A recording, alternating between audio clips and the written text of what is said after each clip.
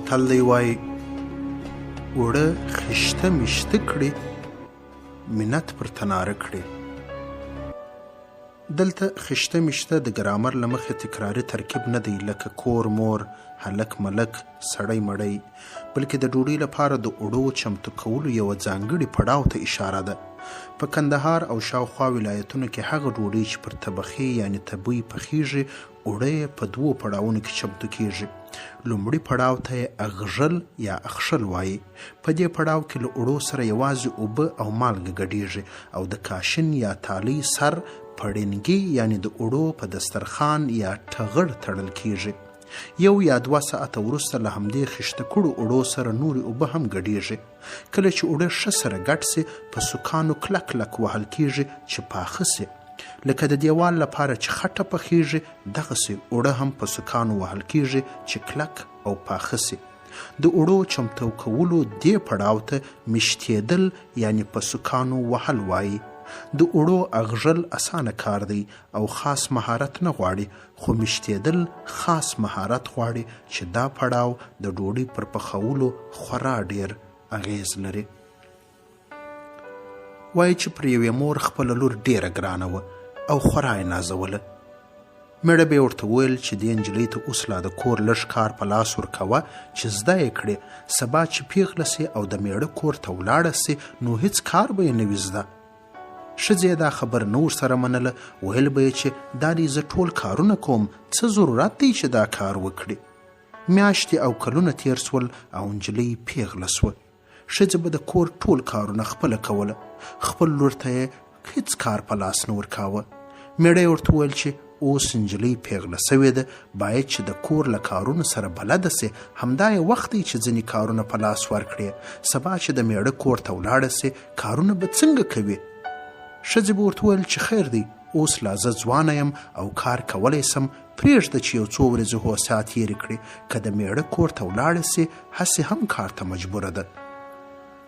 د نصیب کارونه دي نجلۍ واده سوه او د خسرګنۍ د کور ټول کارونه ورتر غاړې سول. خواښه چې به هر کار په لاس ورکړ د دې به نه وزده. د نجلۍ د بیکارۍ او ټمبلۍ اوازه په ټوله خسرګنۍ کې خپره سوه. د نجلۍ په باره کې د ښځو خبرې ورځ په ورځ ډېرېدې. آن دا چې داسې وخت هم راغی چې ښځو به مخامخ پیغورونه ورکول. خواښې یې مجبوره سوه چې د کور نور کارونه په خپله وکړي.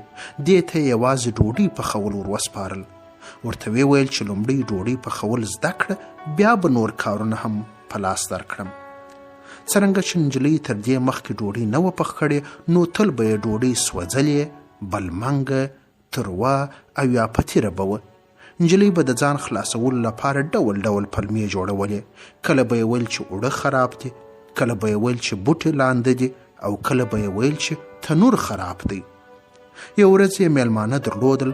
کله چې نجلۍ اوړه میشتول یعنې رندول نو خواښ یې ورته ویل چې لورې دا اوړه دي ډېر خشته میشته کړي دي، سمه ډوډۍ نه ځینې پخیږي.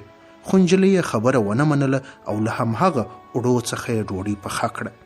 میلمنو ته چې یې راوړه نو نیمه اومه او نیمه سوځلې وه.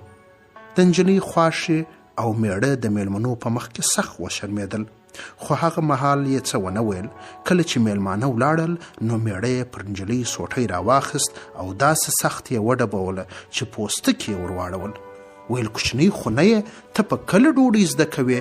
دا هم ډوډۍ ده چې تا پخ کړې ده؟ تو خو په شرم نه پوهېږې، د میلمنو په مخ کې دې زموږ پزه را پرې کړه. نجلۍ چې هم خوږېدله او هم شرمېدله د ځان خلاصولو دپاره دا پلمه جوړه کړه چې تنور خراب دی. خواښ یې زوی ته مخ ور واړوه او ورته ویې ویل زویه تنور سم دی، اصلي خبره دا ده چې اوړه یې سم نه وه اغژلې. بیا یې خواښې په لغاز او پیغور ویل دا ټمبله تل بې ځایه پلمې کوي، اوړه خشته میشته کړي منت پر تناره کړي. یادونه: دا متل د کندهار او جنوبي پښتونخوا په ښځمنو کې ډیر ویل کیږي.